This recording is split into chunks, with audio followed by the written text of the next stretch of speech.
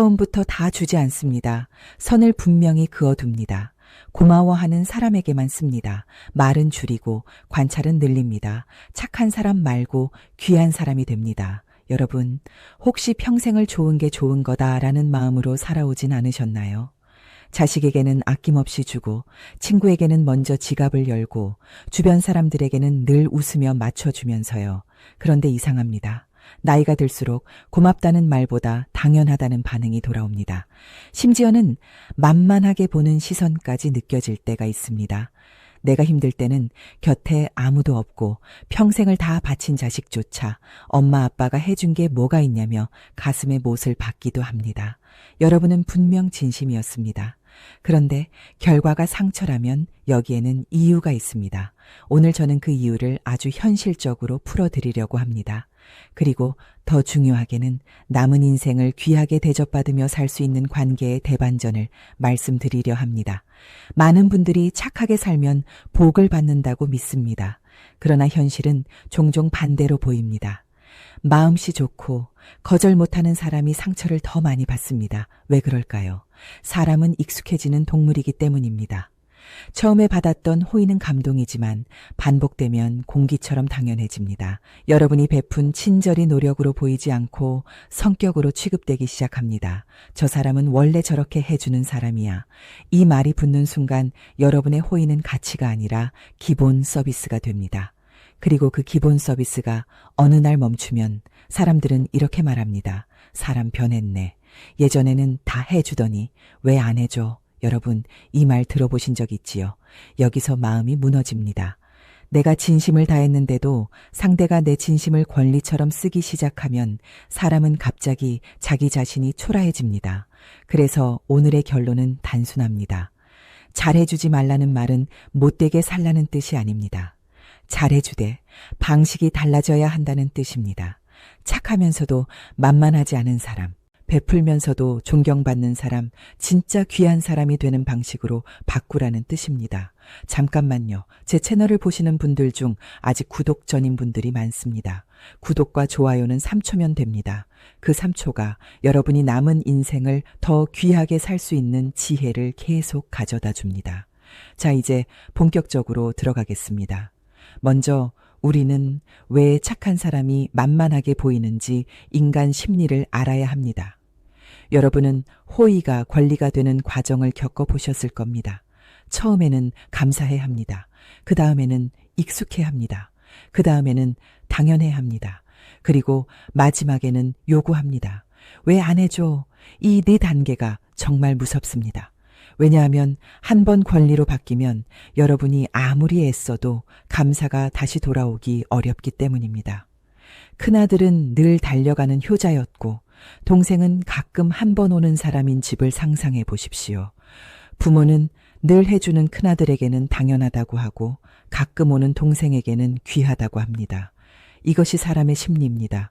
늘 있는 것은 귀하지 않습니다. 가끔 있는 것이 귀합니다. 그래서 여러분이 늘 해주면 여러분의 가치가 낮아지는 것이 아니라 여러분의 호의가 싸게 느껴지는 겁니다. 여기서 중요한 질문이 생깁니다. 그럼 이제부터 아무도 도와주지 말아야 합니까? 아닙니다. 여러분은 마음이 따뜻한 분들입니다. 그 마음을 버리라는 말이 아닙니다. 그 마음을 지키는 방법을 배우라는 말입니다. 그 방법이 오늘의 4가지 법칙입니다. 첫 번째는 처음부터 다 주지 않는 것입니다. 두 번째는 선을 분명히 그어두는 것입니다. 세 번째는 고마워하는 사람에게만 베푸는 것입니다. 네 번째는 말을 아끼고 관찰하는 것입니다. 이 4가지를 하면 여러분은 더 이상 착하기만 한 사람이 아닙니다. 사람들이 함부로 대하지 못하는 귀한 사람이 됩니다. 그런데 여기서 한 가지 더 짚고 넘어가야 합니다. 왜 멀리 있는 사람보다 가까운 사람에게 더 상처를 받을까요? 왜 가족이나 오래된 인연이 더 아프게 할까요? 이 진실을 알아야 여러분이 관계를 끊지 않고도 중심을 지킬 수 있습니다. 그래서 다음 이야기로 이어가겠습니다. 가장 큰 상처는 가까운 데서 온다는 진실입니다. 여러분, 인생에서 가장 큰 상처를 준 사람이 누구였습니까? 우연히 마주친 낯선 사람이었나요? 아닐 겁니다. 대부분은 가까운 사람입니다. 가족, 오래된 친구 함께 일했던 사람, 그리고 배우자, 왜 그럴까요? 멀리 있는 사람은 내 마음을 찌를 기회가 없습니다. 내 삶에 깊게 들어오지 않았으니까요. 하지만 가까운 사람은 다릅니다. 내 약점을 압니다. 내가 어디에 기대고 있는지 압니다. 내가 무엇을 두려워하는지 압니다. 그러니 마음을 열수록 상대는 나를 아프게 할 수 있는 버튼을 더 많이 알게 됩니다. 이게 가까운 관계의 위험입니다. 여기서 여러분이 하나만 기억하시면 좋겠습니다. 가까운 관계일수록 사랑이 아니라 기대가 문제를 만듭니다. 가족이니까 당연히 이해해 줄 거라는 기대 친구니까, 당연히 내 편일 거라는 기대 형제니까, 당연히 양보해 줄 거라는 기대. 그 기대가 깨질 때 상처는 몇 배가 됩니다. 그래서 관계의 중심은 이렇게 잡아야 합니다. 사랑하되 기대는 줄이고 믿되 전부를 맡기지 않는 것. 이게 냉정한 말처럼 들리지만 사실은 여러분을 지키는 말입니다. 여러분은 착해서 상처를 받는 게 아닙니다. 기대가 커서 상처를 받습니다. 그리고 그 기대는 대부분 내가 너무 많이 주면서 생깁니다. 너무 많이 주면 상대는 나의 헌신을 사랑으로 받아들이기도 하지만 어떤 사람은 그것을 이용할 수 있는 권리로 봅니다. 그때부터 관계는 무너집니다. 그래서 우리는 고슴도치 이야기를 떠올려야 합니다. 추운 겨울에 고슴도치들이 서로 온기를 나누려고 가까이 붙습니다. 그런데 너무 가까우면 가시에 찔립니다. 그래서 적당한 거리를 유지해야 합니다. 따뜻하면서도 찔리지 않는 거리, 그 거리가 건강한 관계를 만듭니다. 나이가 들수록 이 거리 감각이 더 중요해집니다. 왜냐하면 몸도 마음도 예전보다 회복이 느리기 때문입니다. 한번 상처받으면 오래 갑니다.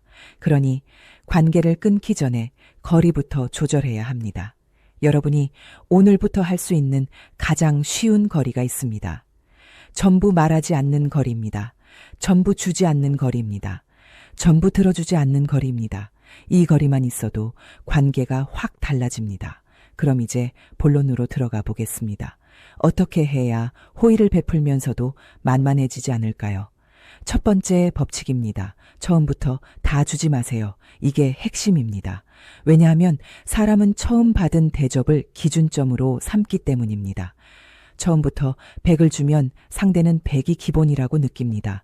나중에 80을 주면 80에 감사하지 않고 사라진 20에 서운해합니다. 반대로 처음에 50을 주면 나중에 70을 줄 때 상대는 점점 더 좋아진다고 느낍니다. 똑같이 베푸는 총량이라도 기준점이 어디에서 시작하느냐에 따라 존중이 달라집니다. 그래서 여러분에게 필요한 건 마음이 아니라 페이스입니다. 마라톤 선수는 처음부터 전력 질주하지 않습니다. 관계도 마찬가지입니다. 처음부터 마음을 다 쏟아붓지 마세요. 천천히 보여주세요. 천천히 쌓아주세요. 그러면 상대는 여러분을 가볍게 대하지 못합니다. 여기서 오해하지 마세요. 계산하라는 말이 아닙니다. 여러분의 마음을 오래 쓰기 위한 체력 관리입니다. 처음부터 다 주면 나중에 여러분이 지칩니다. 지치면 덜 주게 되고 덜 주면 서운함을 받게 됩니다. 그럼 여러분만 억울해집니다. 그러니 처음부터 다 주지 마세요.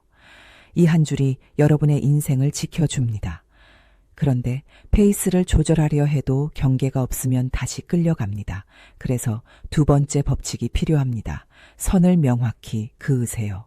여러분은 거절을 잘 하시나요? 많은 분들이 평생 거절을 배우지 못했습니다. 부탁을 받으면 마음이 먼저 흔들립니다. 거절하면 관계가 깨질까봐 두렵습니다. 그래서 무리해서라도 들어줍니다. 그리고 집에 와서 후회합니다. 나는 왜 또 그랬을까? 이 패턴이 반복되면 사람은 스스로를 존중하지 못하게 됩니다. 그런데 놀라운 진실이 하나 있습니다. 거절해도 떠나지 않는 사람이 진짜 내 사람입니다. 거절했더니 떠나는 사람은 나라는 사람을 좋아한 게 아니라 내가 해주는 것을 좋아한 사람입니다. 그런 관계는 오래 가도 결국 아픕니다. 왜냐하면 여러분이 더 이상 못해주는 날이 오면 그 사람은 떠날 준비가 되어 있기 때문입니다. 그러니 거절은 관계를 깨는 행동이 아닙니다. 거절은 관계를 정리하는 기준입니다. 이게 두 번째 법칙입니다. 선을 명확히 그으세요. 여기까지는 됩니다. 그 이상은 어렵습니다. 이 말을 할 수 있어야 합니다. 여러분이 선을 긋지 않으면 상대는 선을 대신 그어줍니다.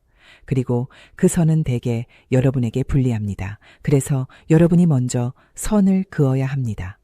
선을 그으면 처음에는 어색합니다. 상대가 서운해할 수도 있습니다. 그런데 시간이 지나면 이상한 일이 벌어집니다. 상대가 여러분을 더 조심스럽게 대하기 시작합니다. 왜냐하면 사람은 쉽게 얻는 것을 가볍게 여기기 때문입니다. 항상 들어주는 사람은 쉬운 사람으로 보입니다. 말하면 다 해주는 사람은 해줘야 하는 사람으로 보입니다. 반대로 가끔 거절하는 사람은 쉽지 않은 사람으로 보입니다. 저 사람이 해준다는 건 특별하다고 느낍니다. 이게 희소성의 원리입니다. 여러분이 귀해지려면 여러분의 친절이 언제나 자동으로 나오면 안 됩니다. 선이 있는 친절이 되어야 합니다. 그 친절은 존중을 부릅니다. 여기 한 분의 이야기를 들려드리겠습니다. 동네에서 부탁을 다 들어주던 분이 있었습니다. 차 태워달라, 대신 가달라, 돈 좀 빌려달라, 전부 해주었습니다. 그러다 어느 날 도저히 못 들어줄 부탁이 왔습니다. 그분은 처음으로 말했습니다. 미안하지만 이번에는 정말 어렵습니다. 그 말을 하고 나서 마음이 불편했습니다. 사람 하나 잃을까봐 걱정도 됐습니다. 그런데 그 다음부터 달라졌습니다. 그 사람의 말투가 달라졌습니다. 예전에는 당연하게 요구하던 사람이 이제는 조심스럽게 부탁했습니다. 혹시 괜찮으시면 부탁드려도 될까요? 이 차이가 무엇을 말해 줍니까? 여러분이 선을 긋는 순간 상대는 여러분을 인격으로 보기 시작한다는 뜻입니다. 인격이 보이면 함부로 대하지 못합니다. 여러분은 그동안 너무 오래 서비스처럼 살아오셨을지 모릅니다. 하지만 이제는 아니어야 합니다. 나는 사람입니다. 나는 체력이 있습니다. 나는 시간이 있습니다. 나는 감정이 있습니다. 그것을 지키기 위해 선을 긋는 겁니다. 그리고 선을 긋는 연습은 작은 말 한마디로 시작됩니다. 오늘은 어렵습니다. 지금은 힘듭니다. 다음에 도와드리겠습니다. 이 정도면 충분합니다. 여러분은 거칠게 말할 필요가 없습니다. 단호하게만 말하면 됩니다. 단호함은 무례가 아닙니다. 단호함은 자기 존중입니다. 자기 존중이 생기면 사람들은 여러분을 존중하기 시작합니다. 그런데 여기서 또 하나의 함정이 있습니다. 선을 그었는데도 여전히 당연하게 받는 사람이 있습니다. 그런 사람에게 계속 주면 여러분은 다시 소진됩니다. 그래서 세 번째 법칙이 필요합니다. 고마워하는 사람에게만 베푸세요. 이 법칙이 여러분의 남은 인생을 살립니다. 여러분, 세상에는 두 종류의 사람이 있습니다. 받으면 고마워하는 사람, 받으면 당연하게 여기는 사람. 이 차이가 관계의 결과를 결정합니다. 여러분이 똑같은 마음을 써도 누구에게 쓰느냐에 따라 따뜻함이 되기도 하고 허탈함이 되기도 합니다. 그래서 이제는 베풀 사람을 고르셔야 합니다. 나이가 들수록 더 그렇습니다. 왜냐하면 여러분의 에너지는 무한하지 않기 때문입니다. 여러분의 시간도 무한하지 않습니다. 여러분의 마음도 무한하지 않습니다. 그런데 그 소중한 것을 감사할 줄 모르는 사람에게 쓰면 여러분은 결국 상처만 남깁니다. 이제는 그 패턴을 끝내야 합니다. 여기 한 어머니 이야기가 있습니다. 명절마다 자녀들에게 봉투를 준비했습니다. 당신 것은 아껴가며 손주들 간식비라도 보태라고 줬습니다. 그런데 받는 반응이 달랐습니다. 한 사람은 손을 잡고 감사합니다 라고 말했습니다. 나중에 전화도 왔습니다. 그 돈으로 아이가 운동을 했다고 너무 좋아했다고 어머니 마음이 따뜻해졌습니다. 그런데 다른 사람은 봉투를 받아 가방에 넣고 끝이었습니다. 어쩔 때는 봉투를 열어보며 불평을 했습니다. 그 순간 어머니 마음이 싸늘해졌습니다. 여러분이라면 누구에게 더 마음이 가겠습니까? 당연히 감사할 줄 아는 사람입니다. 이건 냉정이 아니라 상식입니다. 여러분이 누군가에게 베풀 때 반응을 보세요. 작은 것에도 고마워하는지, 받고도 표정이 없는지, 받고도 더 요구하는지 그 반응이 그 사람의 그릇입니다. 그릇이 작은 사람에게 큰 것을 붓지 마세요. 넘칩니다. 그리고 넘친 것은 여러분을 더 피곤하게 합니다. 그래서 베풀기 전에 관찰해야 합니다. 진짜 내 사람은 어떤 사람입니까? 받은 것을 기억하는 사람입니다. 고마움을 말로 표현하는 사람입니다. 나중에 방식은 다르더라도 돌려주려는 마음이 있는 사람입니다. 그런 사람에게 베풀면 여러분은 오히려 힘이 납니다. 내가 준 것이 헛되지 않았다는 느낌이 생깁니다. 그 느낌이 삶을 따뜻하게 합니다. 반대로 감사가 없는 사람에게 베풀면 내가 왜 이러나 하는 허무함이 찾아옵니다. 허무함이 쌓이면 사람은 결국 마음이 다칩니다. 마음이 다치면 좋은 사람과의 관계까지 멀어집니다. 그러니 지금부터 원칙을 세우십시오. 고마워하는 사람에게만 씁니다. 이 원칙은 여러분을 이기적으로 만들지 않습니다. 오히려 여러분을 건강하게 만듭니다. 건강해진 마음은 더 오래 베풀 수 있습니다. 그게 진짜 선한 삶입니다. 여러분이 배운 것이 하나 있습니다. 배려는 미덕이지만 배려를 누구에게나 똑같이 쓰면 미덕이 아니라 자기 소모가 됩니다. 이제는 선택해야 합니다. 여러분의 마음은 귀합니다. 여러분의 시간은 귀합니다. 그 귀한 것을 아무에게나 주지 마세요. 그런데 여기서 마지막 법칙이 남아 있습니다. 아무리 잘 골라서 베풀고 선을 그어도 내가 말을 함부로 하면 내가 나를 만만하게 만들 수 있습니다. 그래서 네 번째 법칙입니다. 말을 아끼세요. 말을 아끼는 순간 여러분은 무게가 생깁니다. 그 무게가 여러분을 귀하게 만듭니다. 여러분은 가끔 친해졌다고 느끼면 나도 모르게 속마음을 다 꺼내놓지 않으셨나요?